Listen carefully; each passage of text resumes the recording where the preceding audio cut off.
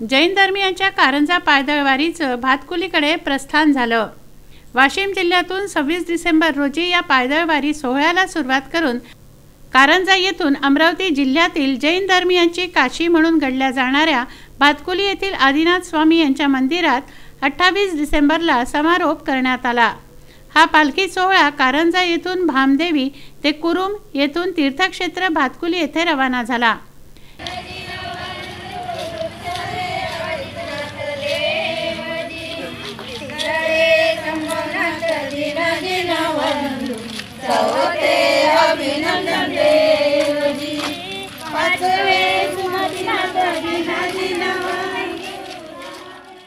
यावेळी दानदाते अशोकराव आगरकर हिंगोली, खामगाव येथील बांधकाम विभागाचे कार्यकारी अभियंता सुदर्शन गाडेकर यांनी कुरुम येथील मंदिराला सहकार्य करून उपस्थितांना सढळ हाताने मदत करण्याचं आवाहन केलं।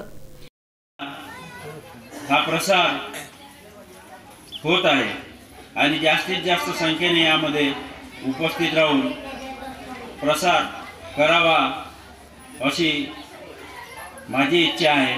तसेच आपण सर्व श्रावक ही गोष्ट उत्कर्षाने अंमलात आणून दरवर्षी जास्तीत जास्त संख्येने या पदयात्रेमध्ये उपस्थित राहावं। या पायदळवारी सोहळ्यात टीव्ही कलाकार बोली सम्राट राजेंद्र जैन उंबरगाव, मनोज अन्नदाते, सुनील नखाते, राजेश सावरकर, सुशील कुमार खंडारे, राजू बन्नोरे, विशाल खंडारे, किरण बन्नोरे, सुरेश खंडारे, विजय रायबाकर आदींसह भाविक भक्तांची आवर्जून उपस्थिती होती।